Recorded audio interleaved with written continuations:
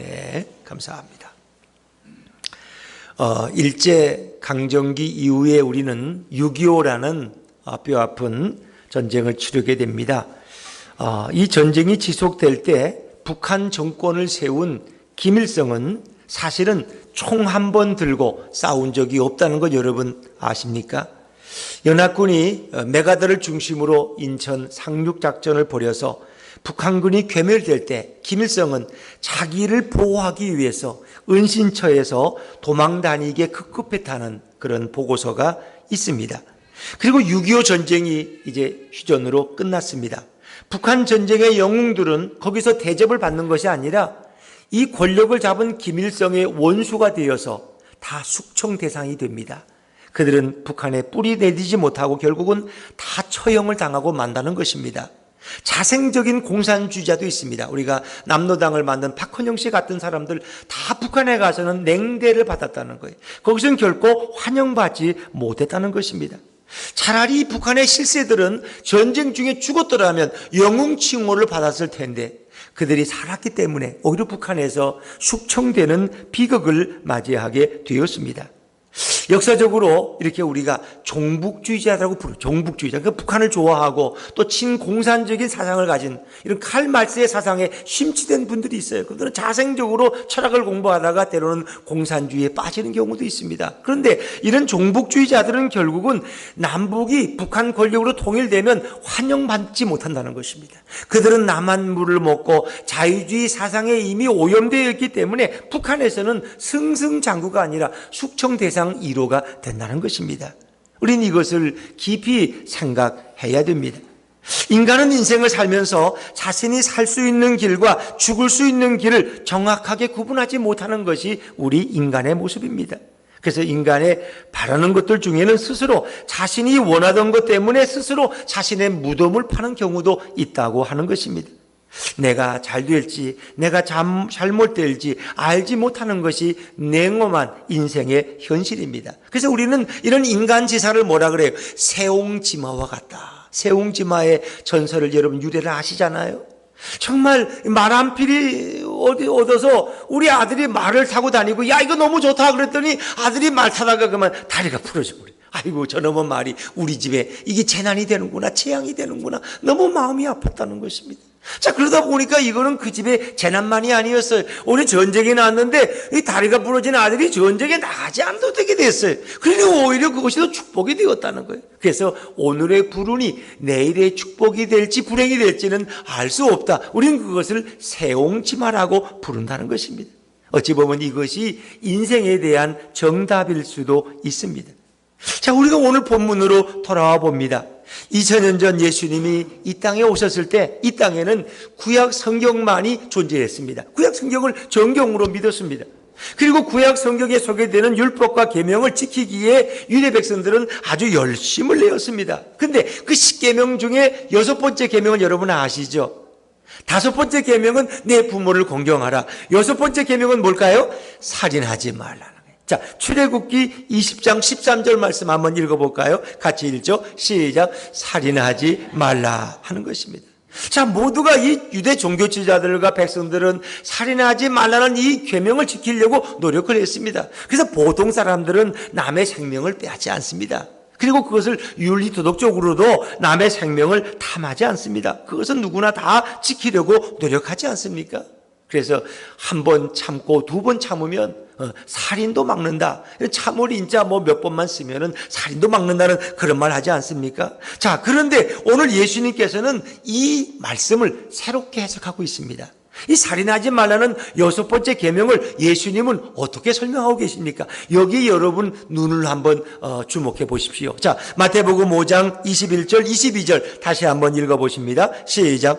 옛 사람에게 말한 바 살인하지 말라. 누구든지 살인하면 심판을 받게 되리라 하였다는 것을 너희가 들었으나 나는 너희에게 이르노니 형제에게 노하는 자마다 심판을 받게 되고 형제를 대하여 라가라 하는 자는 공회에 잡혀가게 되고 미련한 놈이라 하는 자는 지옥불에 들어가게 되리라. 아멘. 자, 여기서 예수님의 해석이 달라진다는 것입니다. 21절은 맞아요. 살인하지 말라 너희가 알지 않느냐. 살인하면 심판에 던져질 것이다. 그러나 나는 너희에게 말하노니 너희가 형제를 욕하고 형제를 미워하고 그리고 라가라 그러고 미련한 놈이라고 욕하면 너는 지옥불에 던져지고 하나님의 심판에 던져질 것이다. 공회에 붙잡혀 갈 것이다. 아주 무서운 말씀을 예수님이 하고 계십니다. 이 말씀은 바꿔 말하면 사람의 생명을 빼앗는 살인죄와 그리고 누구를 좀 미워하고 누구에 대해서 멍청한 놈이라고 좀 이렇게 흉을 보는 이것을 예수님은 동일한 선상에서 보고 계신다는 것입니다. 하여튼 이런 예수님의 해석은 구약에서는 찾을 수 없는 해석입니다. 구약 성경은 이런 해석을 하지 않고 있습니다. 예수님의 말씀을 들을 때 유대 종교지자들은 불만을 가졌어요. 저 예수가 구약 성경을 폐하려는 거 아니냐? 살인하지 말라 그 말씀을 어떻게 저렇게 해석할 수 있느냐는 것입니다. 그래서 그들은 불만을 제기하니까 예수님은 한마디 더 하셨어요. 자, 마태복음 5장 17절 말씀을 자막에서 한번 읽어보시죠. 시작. 내가 율법이나 선지자를 폐하러 온 줄로 생각하지 말라. 폐하러 온 것이 아니요 완전하게 하려 함이라. 아멘. 예수님 말씀. 나는 폐하러 온 것이 아니라 오히려 그것을 완성시키려 왔고 완전하게 하려고 왔다는 것입니다. 그런 예수님이 오늘 무슨 말씀하십니까? 옛말에 살인하지 말라. 이것은 심판을 받는 거다. 그러나 나는 너희에게 말한다. 형제에게 노하는 자마다 심판을 받는다. 형제에게 라가라. 이 라가라는 말은 유대인들이 쓰는 욕입니다. 욕. 그래서 저 미련한 놈, 저 멍청한 놈, 이런 상대방을 경멸하는 이런 욕을 라가라고 부르는 것입니다. 이런 자들은 지옥불에 들어갈 것이다. 자, 여러분의 생각은 어떻습니까? 정말 여러분 예수님의 이 말씀에 동의할 수 있겠습니까? 아니, 사람의 천하보다 귀한 생명을 칼로 죽여서 빼앗는 것과 아니, 옆에 사람 좀 미워할 수도 있고, 사람이 좀 욕도, 대통령도 안 보는데 욕한다는데, 욕도 좀 할 수 있고, 좀 아내에 대해서 불만이 있으면 좀 뭐라고 수근거릴 수도 있는 것이지, 어떻게 그것이 살인죄와 동일하다고 말씀하실 수 있을까 하는 것입니다. 여러분, 우리가 그렇게 인정할 수 있겠습니까? 이건 너무 지나친 해석이 아닐까? 사람이 살다 보면 욕을 할 수도 있는 거지. 또 그 사람 안 듣는 데서 흉 좀 봤다고 하기로서니 그게 어떻게 살인죄와 동일하고 그 사람은 지옥불에 들어간다는 예수님 말씀은 너무 심한 게 아닌가라고 생각할 수 있습니다. 이건 예수님이 법률을 공부하지 않으셨거나 예수님은 고등학교도 대학도 나오지 않으셨기 때문에 뭔가 예수님이 몰라서 하신 말씀이 아닐까라고 생각할 수 있습니다. 또 이런 질문들, 도대체 그러면 도대체 누가 구원받을 수 있느냐? 세상에 목사님은 누가 한 번도 미워한 적 없습니까? 목사님은 사모님을 욕한 적 없습니까? 저도 속으로 욕 많이 했죠. 오늘은 왜 이렇게 반찬이 시원치가 않아? 오늘은 욕할 수 있단 말이에요.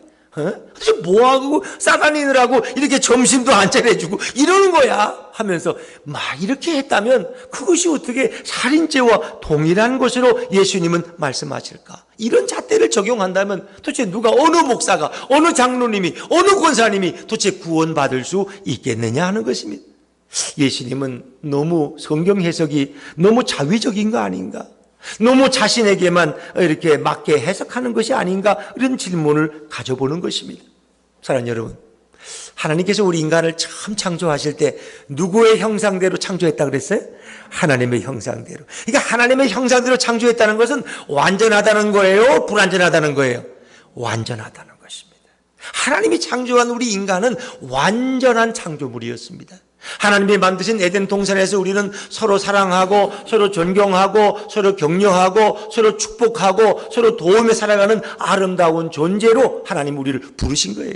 그러니까 이런 인간의 모습은 너무나 존귀한 모습이고 너무나 아름다운 모습이었어요. 여기는 부족함이 전혀 없습니다. 그런데 뱀이란 놈이, 사단이 뱀을 통해서 우리를 유혹하지 않습니까? 선악과 사악을 통해서 인간에게 죄가 들어오고 인간의 마음속에 하나님과 같아지려는 욕망, 그리고 하나님처럼 되려는 교만함이 생겨서 결국 선악과를 따먹고 인간은 범죄하게 되죠. 그리고 인간은 타락이라는 것을 경험하게 됩니다.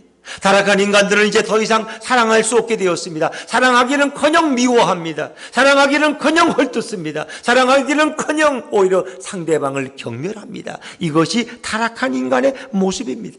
왜냐하면 우리는 악한 본성을 가진 죄인이 되었기 때문인 것입니다.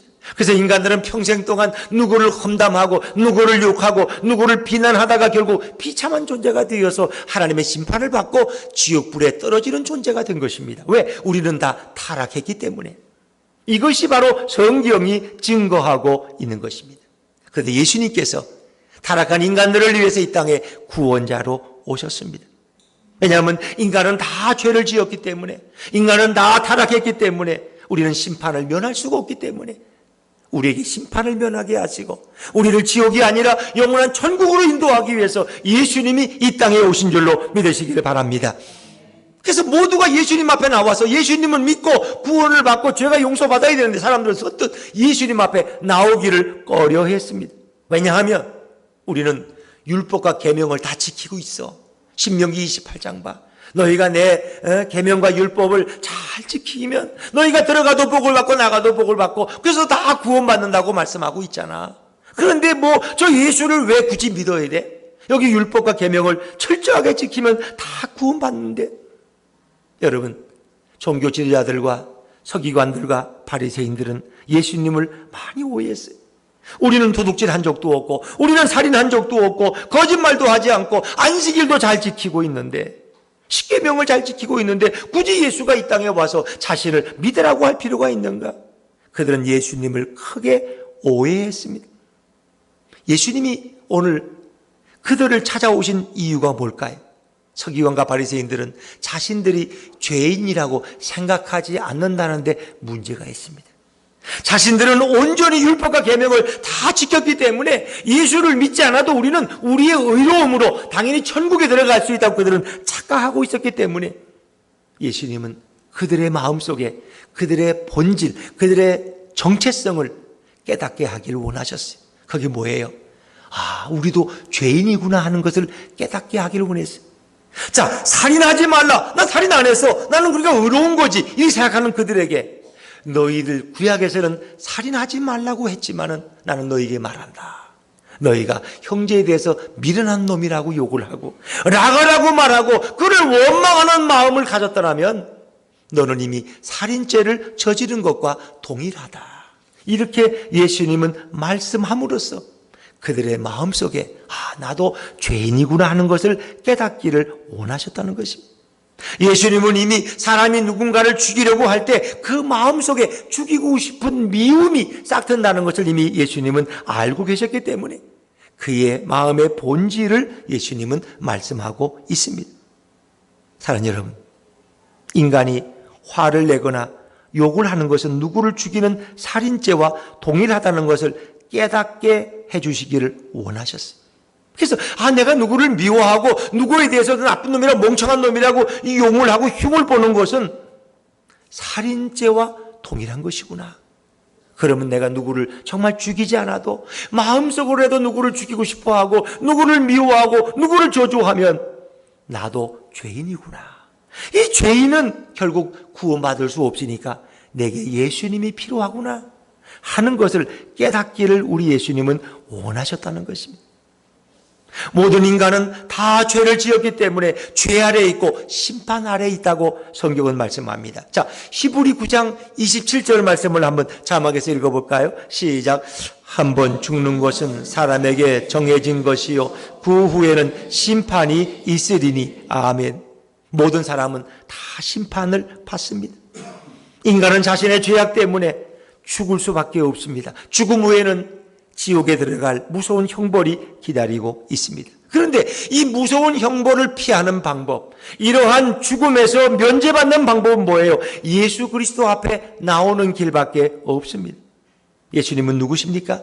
성부, 성자, 성령, 삼위일체 하나님 중에 한 분이십니다.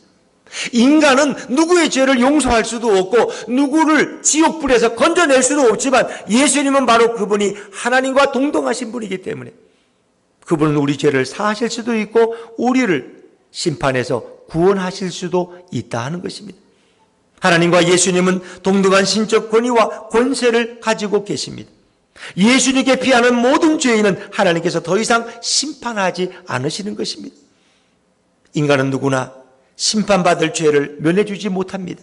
그러나 오직 하나님과 같은 예수님만은 우리를 모든 심판에서 면해주실 수 있습니다.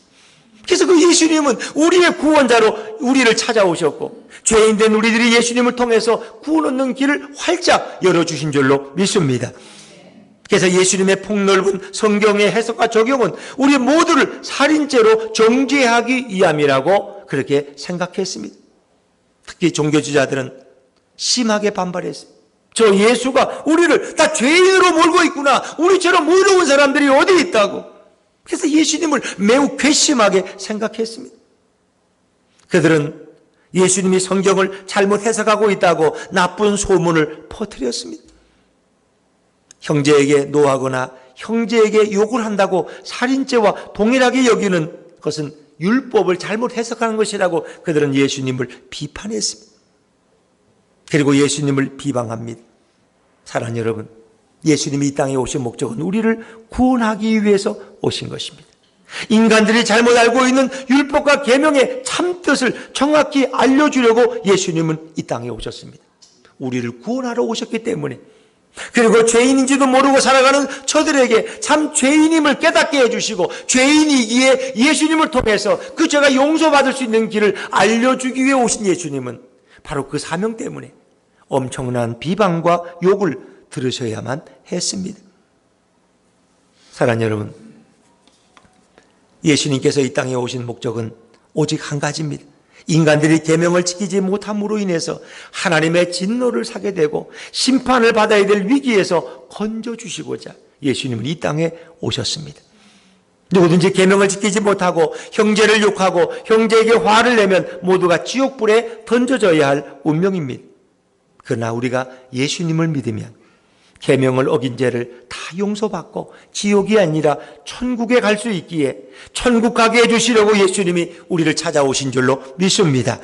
자, 오늘 예수님을 믿는 자가 어떤 특권을 누릴까요? 요한복음 3장 18절 말씀을 자막해서 같이 읽어보십니다. 시작. 그를 믿는 자는 심판을 받지 아니하는 것이요 믿지 아니하는 자는 하나님의 독생자의 이름을 믿지 아니함으로 벌써 심판을 받은 것이니라. 아멘. 예수 그리스도를 믿는 자는 심판을 받지 아니한다고 성경은 말씀합니다. 여러분, 계명을 지킴으로 심판을 면제받을 자는 아무도 없습니다. 오직 심판을 받지 않으려면 하나님의 독생자 곧 예수님을 믿어야 하는 것입니다.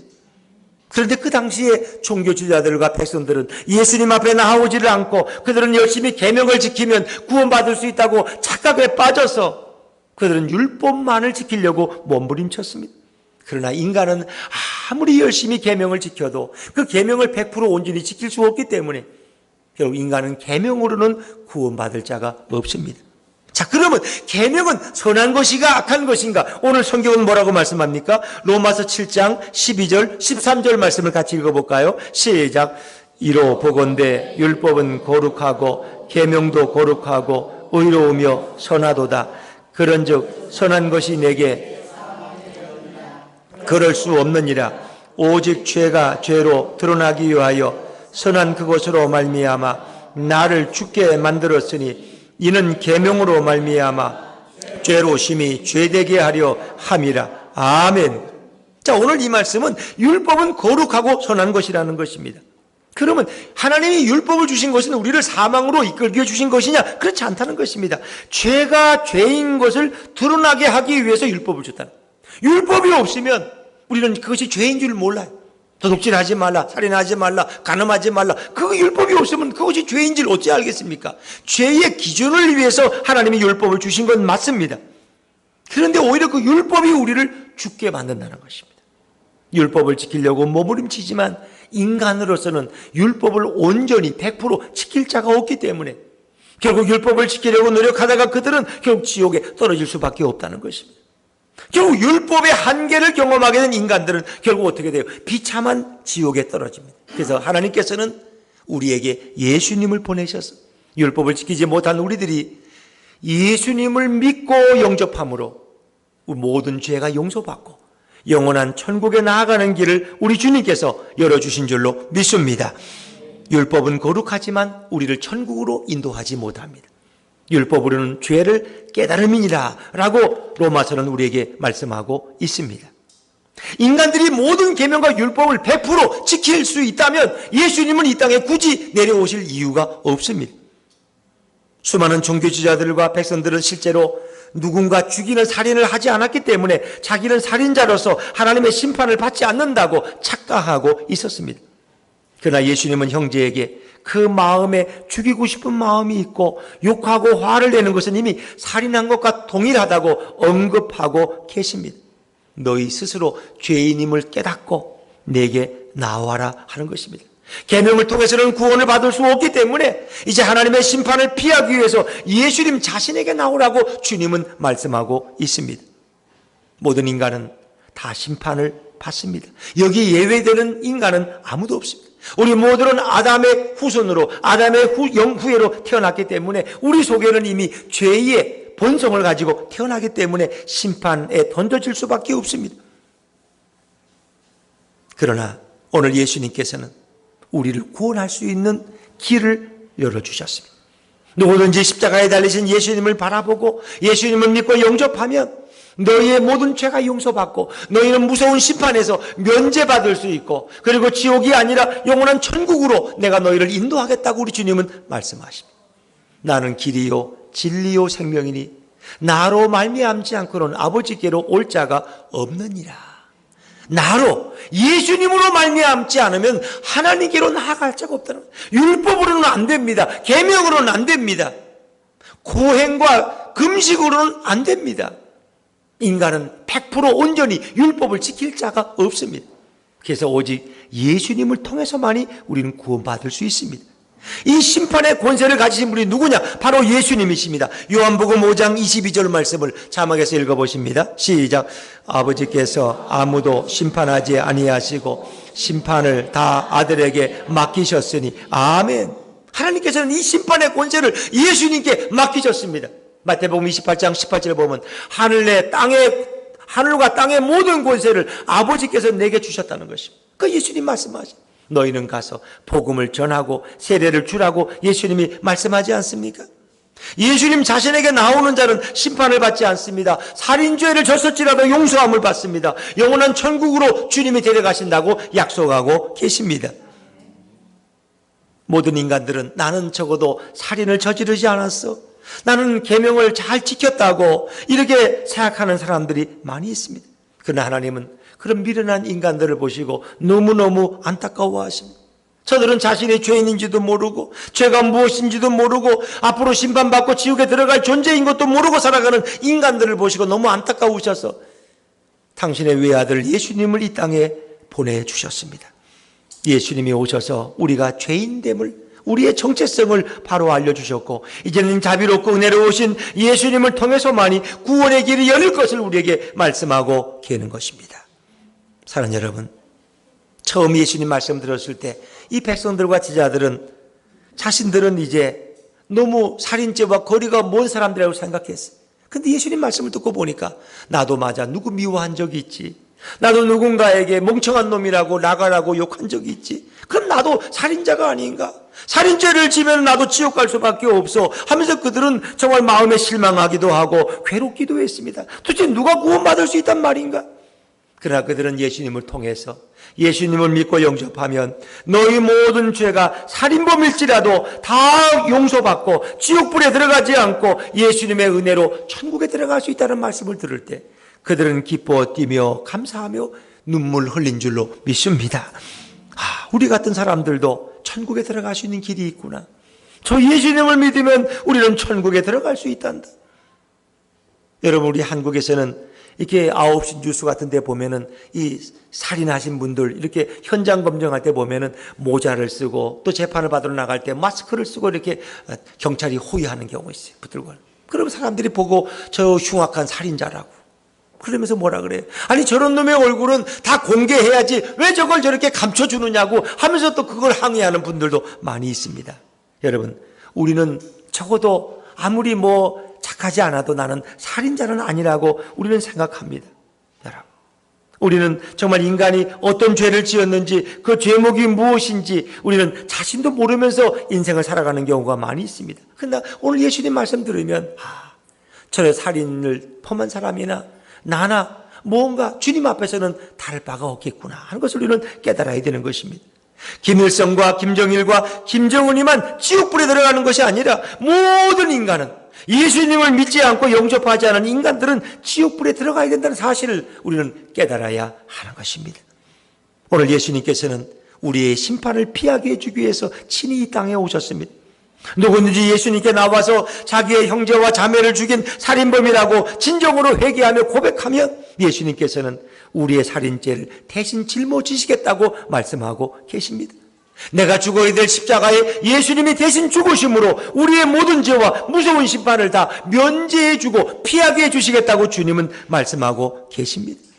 이제 우리들이 할 일은 아무것도 없습니다. 우리는 율법과 계명을 지키려고 몸부림치고 노력하고 애쓸 필요가 없습니다. 예수님에게 나와서 무릎을 꿇고, 주님, 제가 바로 그 살인마였습니다. 제가 바로 이 무서운 살인범이라고 우리가 고백해야 할 것입니다. 나는 살인범이 아니라고 끝까지 거부하는 자는, 나는 죄인이 아니고 의인이라고 끝까지 주장하는 자는 결국 지옥불의 형벌을 피할 수가 없을 것입니다. 율법과 계명을 다 지켜서 구원받을 자는 세상 한 사람도 없습니다. 누구든지 나는 의인이라고 생각하면서 예수님을 거부하고 예수님의 은혜를 외면하는 자는 결국은 심판에 던져질 수밖에 없는 것입니다. 성도는 누구입니까? 성도는 바리새인처럼 나는 살인하지 않았다고 거룩하다고 우쭐대는 자가 아닙니다. 성도는 날마다 예수님 앞에 나와서 나는 형제와 자매를 살인한 자라고 고백하고 자신의 영적 상태를 날마다 인식하는 자가 진정 성도인 줄로 믿습니다. 나는 예수님의 은혜 없이는 단 한순간도 살아갈 수 없는 자라고 고백하는 자가 바로 성도입니다. 고린도전서 15장 31절 말씀을 한번 읽어보십니다. 시작. 형제들아, 내가 그리스도 예수 우리 주 안에서 가진 바 너희에 대한 나의 자랑을 두고 단언하노니 나는 날마다 죽노라. 여러분, 사도 바울의 이 고백은 무슨 의미를 가지고 있습니까? 바울은 자신이 날마다 살인자라고 고백하는 것입니다. 과거의 살인자에 대한 자신을 주님 안에서 용서받고 자신을 죽인다고 그런 말씀하고 있습니다. 십자가 앞에 나가서 매일 손과 발을 씻어야 합니다. 날마다 우리는 죄인됨을 고백해야 됩니다. 그렇게 날마다 예수님 앞에 나와서 내가 살인마와 같은 죄인이라고 고백한다면 예수님은 우리의 심판을 면하게 하시고 우리를 영원한 천국으로 인도해 주실 줄로 믿습니다. 성도는 내가 먼저 나는 살인자와 같은 자입니다 라고 고백할 수 있어야 됩니다.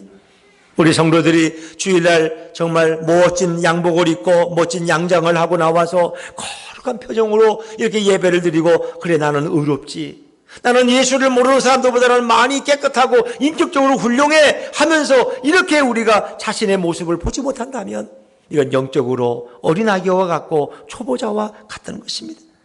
성도는 바리새인처럼 살인죄를 저지르지 않았다고 우기는 자가 아닙니다.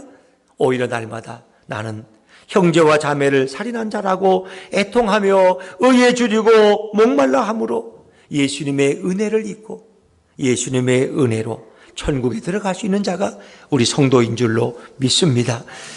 성도란 살인자이지만 예수님의 은혜로 살인범으로 지옥불에 들어가지 않고 예수님의 은혜로 천국에 들어가는 자가 바로 성도의 모습이다 하는 것입니다.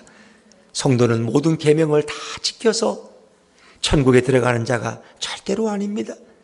우리는 살인죄를 저지른 자이지만 예수님이 우리를 용서해 주셨기 때문에 천국에 들어가는 자가 바로 성도입니다. 그래서 예수님의 은혜가 너무나 큰 것입니다.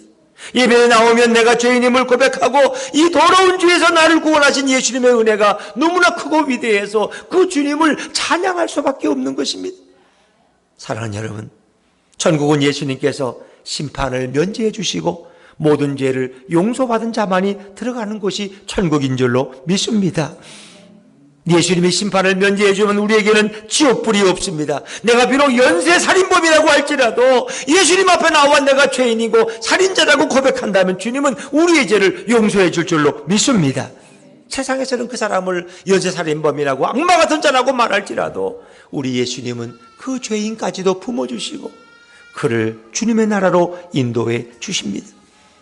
성도는 가끔 세상에서 도토리 키재기 하는 경우 있어요. 나는 그래도 저 김집사보다는 좀 의로워. 저 김지자는 그때 그 사기죄 걸려가지고 6개월 갔다 왔잖아. 나는 감옥은 안 가봤어. 그래도 내가 친구 때려가지고 파출소로 내가 잠깐 갔다 왔지만 나는 저 친구보다는 의로워. 여러분, 이런 마음이 들 수 있을까요? 저 김지사보다 하나님, 제가 더 큰 죄인입니다.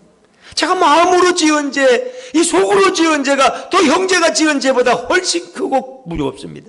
저 같은 이 죄인을 주님이 받아주시고 용서해 주시니 그 은혜가 너무나 큽니다. 그래서 은혜가 많은 곳에 뭐예요? 죄가 많은 곳에 은혜가 넘친다는 거예요. 죄가 많은 곳에. 여러분, 그렇다고 일부러 가서 뭐 죄를 질 필요는 없습니다. 그냥 우리는 내가 죄인이라는 걸 잊어서는 안 돼요. 그래서 어떤 우리 많은 크리스찬들이 세상 사람들보다는 생활이 어렵죠. 직장에서도 그래도 존경받고, 역시 우리 집사님은 좀 달라. 우리 좀 권사님은 역시 뭐가 좀 달라. 사람들도 우리를 인정해요. 그렇기 때문에 우리 스스로도 그래, 나는 좀 의롭지. 나는 그래도 계명대로 살고 말씀대로 순수하려고 했으니까 나는 좀 그래도 깨끗하지, 이런 생각까지 있어요. 근데 그 순간 우리는 예수님과 상관없는 사람이 될 수 있어요.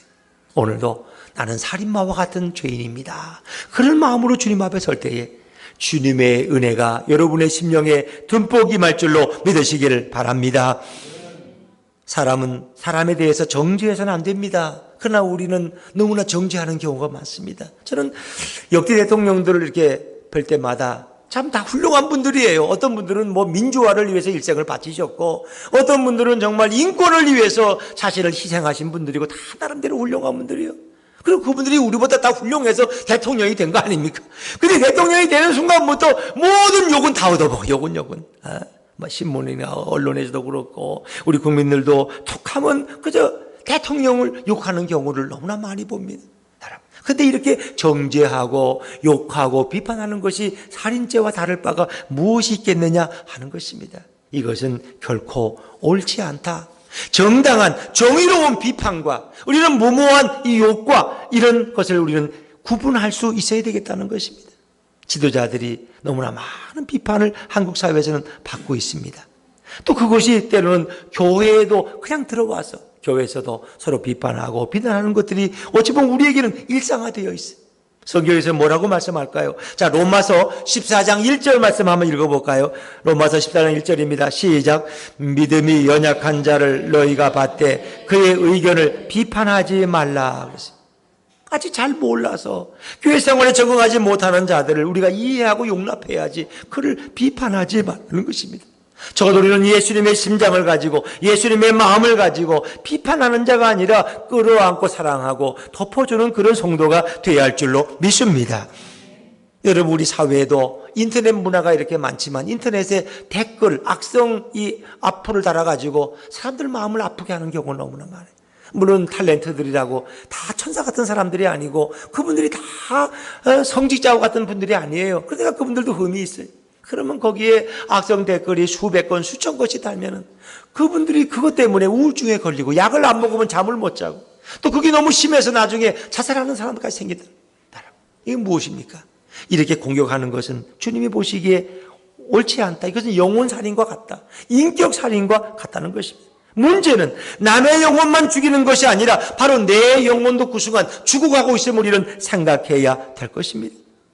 우리가 미국의 이런 영화들 가끔 보면, 전쟁 영화 보면은 이 아프가니스탄에서 중동에 가서 몇 년 동안 이렇게 근무하던 군인들이 돌아와서 잘 적응을 못해요. 왜? 전쟁의 참호 속에서 수많은 사람이 죽어가는 시신을 보고 자기도 또 위급하니까 적을 쏴서 죽이기도 하고, 이런 것이 그에게 큰 정신적 혼란을 가져와서 약을 먹지 않으면 잠을 못 자고 술을 안 먹으면 생활을 못하고, 결국 자살하는 그런 참전 용사들이 너무나 많이 있다는 거예요.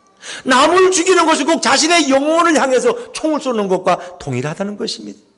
누군가를 심판하면 자신까지도 심판의 대상이 된다는 것을 사람들은 생각하지 못한 것입니다. 그래서 우리는 자신의 영적인 실체를 빨리 깨달아야 되는 것입니다. 우리는 살인자로서 남은 인생을 주님께 회개하며 주변에 연약한 자를 심판하는 자가 되어서는 안 되는 것입니다. 우리 예수님처럼 품어주고 용서해주고 따뜻한 말로 위로해주는 그런 성도가 되어야 할 줄로 믿습니다. 주님의 마음을 우리는 품어야 됩니다. 예수님의 심장과 예수님의 마음으로 우리는 교회에서도 비판하는 자가 되어서는 안 될 것입니다. 이런 자의 입술과 눈빛은 날마다 예수님을 닮아갈 것이고 예수님의 아름다운 향기를 온 교회와 가정과 세상에 퍼뜨리는 그런 인생이 될 수 있습니다. 이런 사람이 바로 행복한 삶을 살아갈 수 있지 않겠습니까?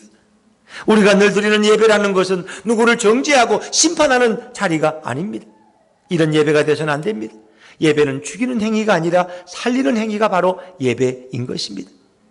예배를 드리러 교회 나올 때는 날선 비판과 예리한 그런 심판의 마음은 다 집에 두고 오시기를 바랍니다. 날선 비판과 예리한 심판을 가지고는 정말 온전한 예배를 드릴 수가 없기 때문입니다. 예배란 내가 죄인 되었음을 고백하는 것이고 나 같은 살인자와 같은 죄인을 위해서 예수님이 십자가에 죽으신 것을 생각하면서 감격의 눈물을 흘리고 감사하고 찬양하는 자리지, 내가 누군가를 비판하고 나의 잣대로 누군가를 평가하는 자리가 아니라는 것입니다. 우리는 날마다 내가 살인자라고 고백하면서 예수님께 나와서 살인을 범한 우리 자신을 용서해달라고 예배드리고 살인자를 용서해 주시고 심판을 면하게 해주신 주님을 찬양하는 이런 예배자가 되실 수 있기를 주의 이름으로 축원합니다. 만약 예배가 끝났음에도 불구하고 우리가 다른 사람을 비판하는 마음이 남아있다면 우리는 예배를 잘못 드린 것입니다. 그러나 여러분, 한국의 우리 대부분의 교회들 보세요. 예배는 나름대로 잘 드렸다고 하는데 예배가 끝나고 식당에 가 식사를 하면서 우리는 남의 험담을 하는 경우는 많이 있어요. 예배 끝나고 주장을 향해 걸어가면서 그 아무개 누구는 그렇게 기도를 그렇게 하고 아무개는 성가대에서 찬양을 그렇게 하고 졸다가 그냥 저기 뭐냐고 말이야. 우리는 이렇게 비판할 수가 많이 있어요. 또 오늘 목사님은 저걸 설교라고 하고 있느냐고 이렇게 비판할 수도 있어요. 왜? 우리가 예배를 혹 잘못 드렸다면 우리는 비판자가 되고 또 나가라고 미련한 놈이라고 욕하는 그런 죄를 범할 수가 있다는 것입니다. 예배는 영혼을 죽이는 것이 아니라 예배란 영혼을 살려야 할 줄로 믿습니다. 우리는 이제는 격려하고 사랑하는 사람이 되어야 돼. 예배 나올 때마다 제가 살인자입니다. 제가 살인만 하고 진심으로 고백하면서 예수님의 은혜로 주님 앞에 나오는 그런 성도가 되어야 할 것입니다. 우리가 예수님이 주시는 평안과 안식을 얻을 때 우리 얼굴에서 환한 평안의 빛이 날 수 있어요. 여러분, 꼭 성형수술을 해야지 얼굴이 환해지는 건 아니에요. 예수만 잘 믿어도 여러분의 얼굴은 환한 강체로 빛날 줄로 믿습니다.